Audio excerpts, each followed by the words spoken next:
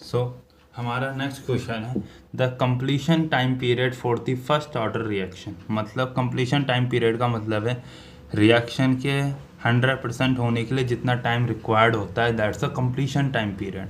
तो first order के लिए कंप्लीशन टाइम पीरियड कितना होता है, प्लीज टेल मी। सो इसका आंसर होगा आपका वट, इसका आंसर जो होगा वो होगा इन्फानाइट। कैसे, देखिए आपको पता है फर्स्ट ऑर्डर के लिए, फॉर फर्स्ट ऑर्डर रिएक्शन के लिए आपको पता है रेट कांस्टेंट डिफाइन करने का आपको एक फार्मूला पता होता है। वो कितना होता है 2.003 upon T log R naught. R naught है जब रिएक्शन शुरू नहीं हुई थी उस टाइम में मतलब हम कह सकते हैं इनिशियल कंडीशन है। कितनी कंडीशन, इनिशियल। आर जब टाइम ज़ीरो था तब रिएक्टेंट कितना था, दैट्स अ आर नॉट। और जब टाइम टी हो गया, ये होता है टाइम बिफोर टाइम टी। ये रिएक्टेंट की कंसंट्रेशन तब है जब टाइम टी से पहले की है। और ये आर टी क्या होता है, कंसंट्रेशन है after T time, after T time. अब क्वेश्चन में बोला गया है कि एक रिएक्शन हुई है ऐसे ए आर से पी बना है, ठीक है। जब टाइम ज़ीरो था तब ये आर नॉट था और ये जीरो था। और जब टाइम टी हो गया, ये कंप्लीशन टाइम पीरियड को बड़े टी से दिखाते हैं, मतलब 100% रिएक्शन हो चुकी है। क्या हो चुकी है, 100% रिएक्शन कंप्लीट हो चुकी है। तो 100% रिएक्शन कंप्लीट हो चुकी होगी तो ये तो बन गया होगा एक्स। और जो आर टी होगा, जो आर टी होगा, टी टाइम होने के बाद जो रिएक्टेंट बचता है वो कितना बचेगा, 100% कंप्लीशन होने के बाद ज़ीरो बचेगा। कितना बचेगा, ज़ीरो। ओके, अब हम पुट करते हैं इसको इक्वेशन। सो अब यदि हम आर टी की वैल्यू पुट करते हैं और आर नॉट की वैल्यू पुट करते हैं तो क्या होगा, देखिए 2.003 upon T log R not आपने मान लिया, चलो आर नॉट हमने आर नॉट मान लिया, आर ठीक, आर नॉट ठीक है। और जो आर टी है जब 100% रिएक्शन हो जाएगी तो रिएक्टेंट कितना बचेगा, जीरो बचेगा, ये ज़ीरो हुआ। अब जब इसे करेंगे तो यह आएगा इन्फिनिटी। ओके, और लॉग इन्फिनिटी जो होता है वो होता है आपका इन्फिनिटी। और किसी भी नंबर की इंटू आप यदि इन्फिनिटी से कराते हो तो आपका आंसर आता है इन्फिनिटी। इस मीन्स दैट, इसका मतलब यह है कि फर्स्ट ऑर्डर की रिएक्शन जो होती है उसे कंप्लीट होने के लिए जो टाइम होता है वो इन्फानाइट लगता है। हम बता नहीं सकते, हम we can not be able to define it. Okay, और एक बात इंपॉर्टेंट बात, जितनी भी न्यूक्लियर रिएक्शन होती है, जितनी भी न्यूक्लियर रिएक्शन होती है, they all are belongs from the first order reaction. Because nuclear reaction का जो कंप्लीशन टाइम पीरियड है वो डिफाइन नहीं किया जा सकता, क्योंकि उनका जो, एक मिनट सॉरी इसका जो ये टी इधर आ जाना था, ये के, ये टी इधर आना था के, तो टाइम कितना लगा, infinite. So because nuclear reaction की जो रिएक्शनें होती है उनका जो कंप्लीशन टाइम पीरियड होता है वो इन्फानाइट होता है। और जिस रिएक्शन का कंप्लीशन टाइम पीरियड इन्फानाइट आता है वो फर्स्ट ऑर्डर से बिलोंग करती है। ओके, सो इसका आंसर आ गया आपका इन्फानाइट। अब next second question is the completion time period for a zero order reaction is. अब जीरो ऑर्डर के लिए कंप्लीशन टाइम पीरियड पूछा गया है तो इसका आंसर है आपका ए। जो जीरो ऑर्डर का जो टाइम पीरियड होता है, जीरो ऑर्डर पीरियड की जो जीरो ऑर्डर की रिएक्शन होती है उसे 100% कंप्लीट होने के लिए जितना ये वो जो टाइम पीरियड होता है, कंप्लीशन टाइम पीरियड, वो इक्वल होता है twice of half time period. कैसे, इसका प्रूफ भी देखिए इधर। सो आपको पता है एक रिएक्शन है ए से बी बनी है और ये है जीरो ऑर्डर। ओके, हमने मान लिया एट टाइम ज़ीरो, जब टाइम ज़ीरो था तो ये था आपका, हमने चलो आर मान लिया से पी मान लिया, ये था आपका आर नॉट, ये आपने मान लिया जीरो। जब रिएक्शन हुई तो ज़ीरो होगा। आपने क्या किया, जब टाइम हो गया टी हाफ, जब रिएक्टेंट 50% रिएक्ट हो चुका है तो उस टाइम को बोलते हैं टी हाफ, ठीक है। और इसकी जो कंसंट्रेशन होगी वो पहले से आधी हो जाएगी और ये कुछ एक्स बनेगा। ओके, अब हमने मान लिया कि अब इसे 100% हो चुका है, अब रिएक्टेंट 100% कन्वर्ट हो चुका है प्रोडक्ट में, तो हमने 100% टाइम पीरियड को हम बड़े टी से रिप्रेजेंट करते हैं। तो अब रिएक्टेंट कितना बचेगा, 0, और ये बड़ा वाई बन गया, ये वाई बन गया। ठीक है, अब आपको पता है रेट कांस्टेंट का एक फॉर्मूला पता होगा आपको जीरो ऑर्डर के लिए, वो क्या होता है, R naught minus R T upon T. Okay, हम क्या कर रहे हैं, हम 100% रिएक्शन के लिए हम बात कर रहे हैं, तो हमने टाइम कितना ले लिया, बड़ा टी। ओके, ये के है। ठीक है, अब जो ये है हमारा, ये तो जीरो हो जाएगा, क्योंकि 100% रिएक्शन जब हो जाएगी तो रिएक्टेंट कुछ बचेगा, जीरो हो जाएगा, तो बचेगा केवल आर नॉट। ओके, अब टी की वैल्यू कितनी आए, आर नॉट बाय के। इतना समझ में आया। 100% टाइम होने के 100% रिएक्शन होने के लिए जो टाइम पीरियड लगता है वो आर नॉट अपॉन के लगता है। अब आपको ये भी पता होगा, वी नो दैट जो जीरो ऑर्डर की रिएक्शन होती है टी हाफ, उसका फॉर्मूला होता है R naught upon 2k। Okay, so मैं इसको इस तरीके से लिख सकता हूँ, 2 into R naught upon 2k। Okay, बात तो वही आएगी, 2 से 2 कट जाएगा, और इस वैल्यू ये किसके बराबर है, टी हाफ के, तो T is equals to 2 into T half. Okay, तो ये इसका प्रूफ है, तो इसका आंसर हो गया आपका ए। ओके, अब next question is very important question is, so देखिए, for a reaction to NO2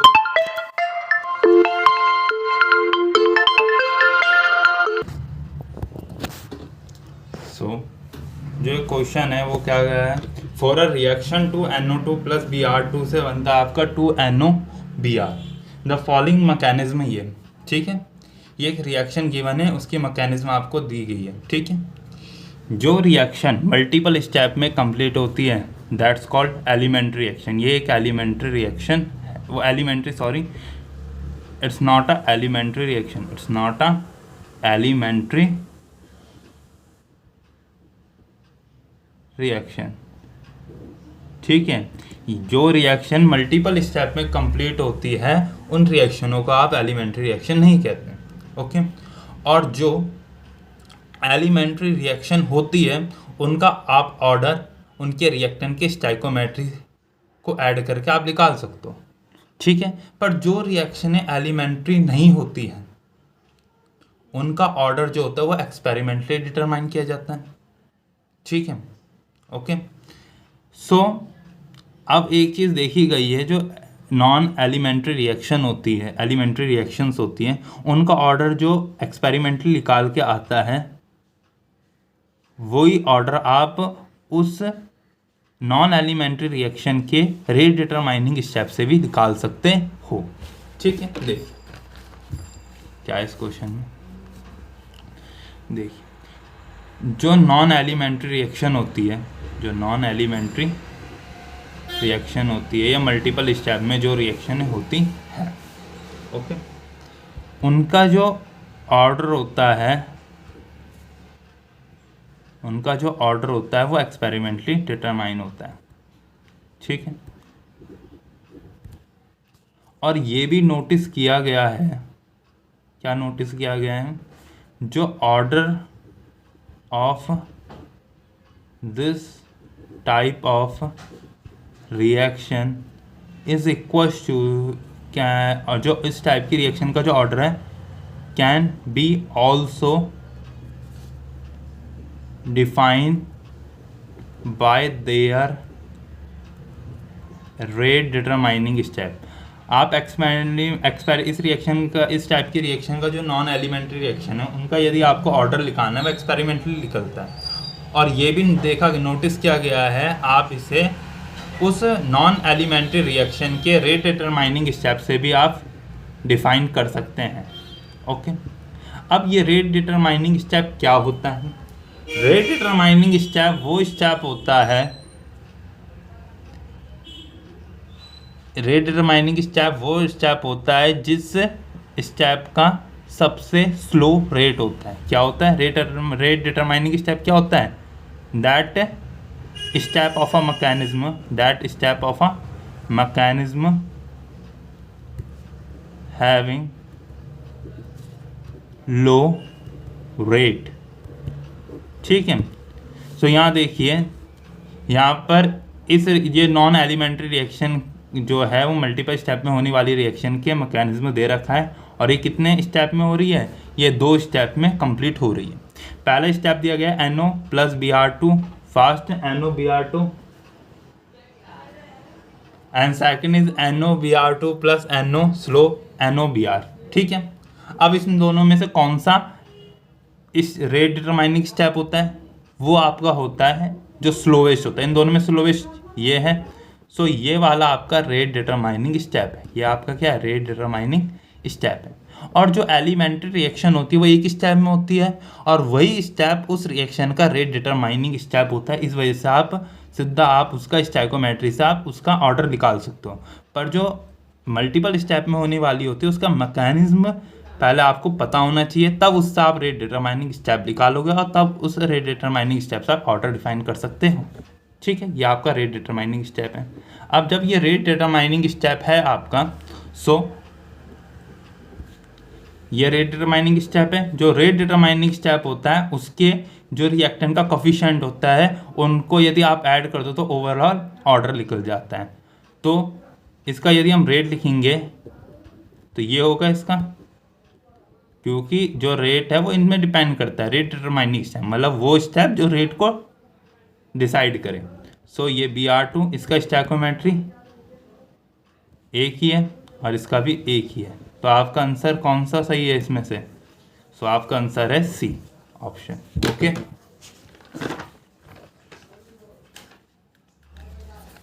second question, ये है आपका question. If a rate of a reaction does not depend upon initial concentration of reactant, order of reaction, वो कौन से order का वो कौन सी ऑर्डर की रिएक्शन होती है जिसका रेट जो होता है वो रिएक्टेंट की इनिशियल कंडीशन में डिपेंड नहीं करता है। सो इसका आंसर है आपका क्या, 0 है।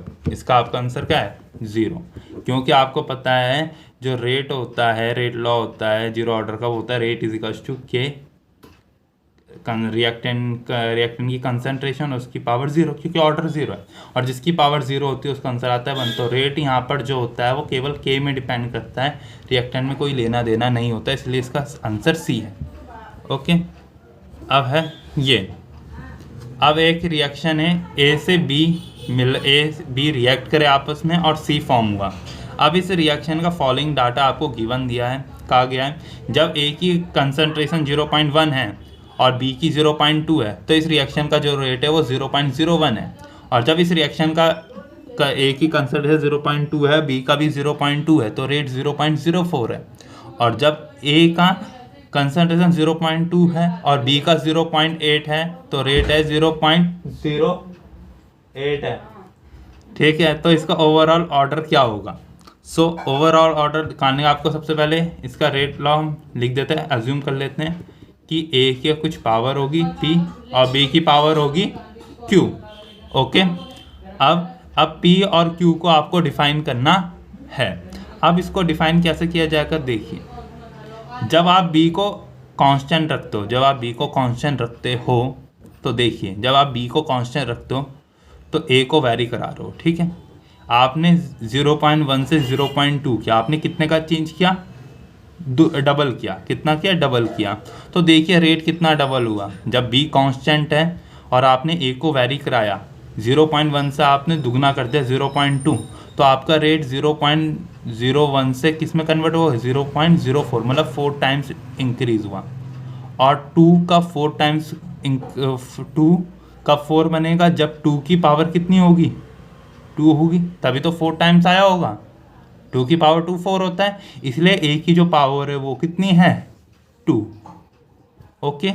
और अब हम B की वैल्यू B की पावर निकालनी है, तो अब हम A को कांस्टेंट करेंगे। अब हम A को हमने कांस्टेंट कर दिया, अब हम B को वैरी करा रहे हैं। B को हमने वैरी कितना कराया, डबल 4 टाइम्स कर दिया। कितना, 2 से हमने 8 किया तो 4 टाइम्स इंक्रीज किया। और आपका जो रेट है, जब आपका A कांस्टेंट है और B को आपने 4 टाइम्स इंक्रीज कर दिया तो आपका रेट क्या हुआ, केवल 2 टाइम्स ही इंक्रीज हुआ है, 2 टाइम्स ही इंक्रीज हुआ है। इसका मतलब ये है 4 2 का में कन्वर्ट कब होगा, जब 4 की पावर क्या होगी, हाफ होगी। कितनी होगी, हाफ होगी। ठीक है, 4 की पावर जब क्या, हाफ होगी। ठीक है, तो यहाँ होगी आपकी पावर हाफ। अब ओवरऑल ऑर्डर लिखाना है रिएक्शन का, तो इन पावरों को ऐड करना पड़ेगा, 2 + हाफ, तो कितना आएगा 5/2, और 5/2 का आंसर होता है 2.5, तो आंसर आपका हो गया आपका डी।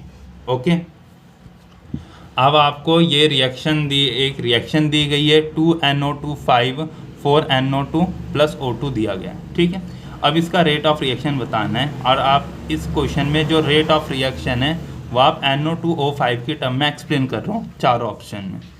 ठीक है, सबसे पहला देखिए कौन सा सही होगा, इसका वो लिखिए रेट ऑफ डिफरेंशियल इक्वेशन लिखिए। क्या आएगा, जो रेट होता है वो बराबर होगा -2 NO2 dt equal +1/4 dNO2 upon dt equal dO2 upon dt। Okay, अब देखिए कौन सा सही है, सो ए सही है। वैसे ए भी सही नहीं है, माइनस का साइन होना चाहिए था सब। हाँ, माइनस का साइन क्यों नहीं है बता, देखिए जो रेट होता है वो हमेशा ऑलवेज पॉजिटिव, तो इसका ए। देखिए मैं बता देता हूँ एक बार, जो रेट ऑफ रिएक्शन है वो ऑलवेज पॉजिटिव आता है, वो ऑलवेज क्या आता है, पॉजिटिव। बट रेट ऑफ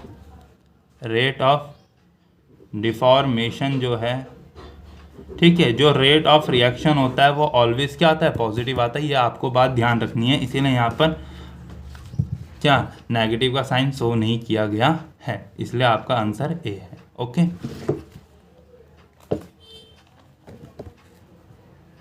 सो ये नेक्स्ट क्वेश्चन इज ये, फॉर अ रिएक्शन ए से बी रिएक्ट किया और सी फॉर्म हुआ, और इस रिएक्शन का आपको रेट लॉ दे रखा है, रेट इज इक्वल्स टू के ए की पावर 2 और बी की कंसंट्रेशन की पावर 1। अब क्वेश्चन में कंडीशन ये दे दी गई है। अब भी देखिए, इस रिएक्शन का यदि आपको ऑर्डर निकालने के बोला जाए तो ओवरऑल ऑर्डर आएगा 3।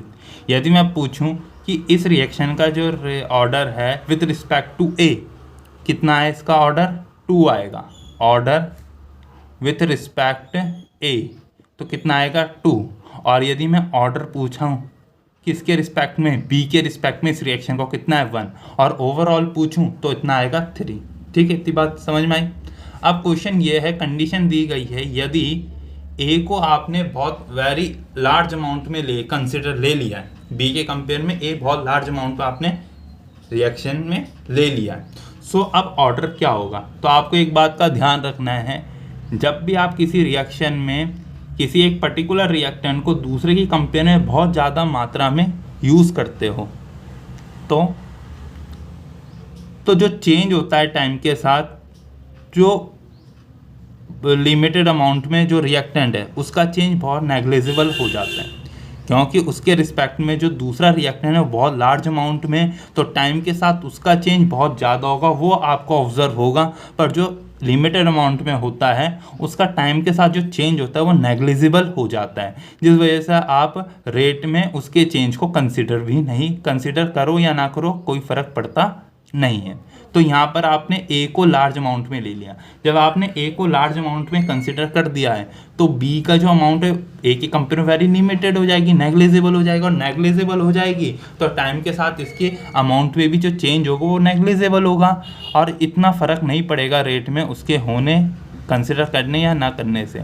इसलिए जब कोई भी प्रोडक्ट एक्सेस अमाउंट में हो जाता है तो बाकी जितना भी रिएक्टेंट होता है रेट लॉ में उन सबको नेग्लेक्ट करना होता है। तो अब जो होगा, तो अब आपको इस वाले हिस्से को नेग्लेक्ट करना पड़ेगा, क्योंकि आपने ए को वेरी लार्ज अमाउंट में ले चुका है और बी उसके सामने नेग्लिजिबल हो चुका है, और उसका जो टाइम के साथ जो चेंज होगा वो भी नेग्लेक्ट होगा।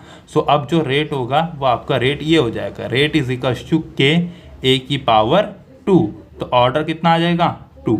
यदि क्वेश्चन ऐसा होता कि आपने बी को एक्सिस अमाउंट में ले लिया और ए को एक्सिस में नहीं लिया, अब बी को ले लिया। सो बी के कंपेयर में अब ए नेग्लिजिबल हो जाएगा, और बी के कंपेयर में जब नेग्लिजिबल हो जाएगा तो हमें ए वाली टर्म को नेगलेक्ट करना पड़ेगा। अब जो ऑर्डर आएगा वो आपका 1 आएगा। इतनी बात समझ में आई। और इसी टाइप के रिएक्शनों को सूडो रिएक्शन बोलते हैं। सूडो रिएक्शन क्या होती है, दिखने में तो उसका ऑर्डर ज़्यादा होता है, पर जब आप उसमें किसी एक रिएक्टेंट को पर्टिकुलर की मात्रा बढ़ा देते हो तो उसका ऑर्डर घट जाता है। इसी टाइप की रिएक्शनों को सूडो रिएक्शन बोला जाता है। ओके, अब ये है which is incorrect statement of first order reaction. इसमें से कौन सी इनकरेक्ट स्टेटमेंट है फर्स्ट ऑर्डर के लिए? तो सबसे पहले फर्स्ट ऑर्डर के लिए पहला लिखा है टाइम फॉर हाफ चेंज। जो टी हाफ होता है फर्स्ट ऑर्डर का वो कंसंट्रेशन से इंडिपेंडेंट होता है। ये बात सही है नहीं है? तो देख फॉर्मूला आपको पता है, टी हाफ का फॉर्मूला होता है 0.9693/K। सो इस फॉर्मूले में तो रिएक्टेंट कंसंट्रेशन का कोई टर्म ही आ ही नहीं रहा है, तो इसका मतलब ये बात तो सही है। तो ये हमारा आंसर नहीं होगा क्योंकि हमें इनकरेक्ट स्टेटमेंट निकालनी है ना। दूसरा, change in concentration unit does not change the rate constant. ये बात भी सही है कि उसने बोला है क्वेश्चन में, ऑप्शन में बोला गया है कि जो रिएक्टेंट या प्रोडक्ट की कंसंट्रेशन चेंज करने से आपका रेट कांस्टेंट भी चेंज नहीं होता है। ये बात भी सही है क्योंकि जो रेट कांस्टेंट होता है वो डिपेंडेंट केवल होता है टेम्परेचर में। जैसे टेम्परेचर वेरी करता है वैसे के वेरी करता है। रिएक्टेंट तुम बढ़ाओ घटाओ उससे के का लेना देना नहीं होता है। ओके, अब ये the time for T half is ये भी बात सही है। इसको इधर लेके जाओ तो टी हाफ इंटू के इजिकल्स 0.93। ये ऑप्शन भी सही है, पर ये हमारा आंसर नहीं है। ये हमारा आंसर सही है क्योंकि फर्स्ट ऑर्डर के लिए के की जो यूनिट होती है वो होती है सेकंड बोले या मिनट इनवर्स बोले, ठीक है, या आवर्स इनवर्स बोले, जो भी है टाइम की पावर इनवर्स होती है। सो ये गलत है। ओके।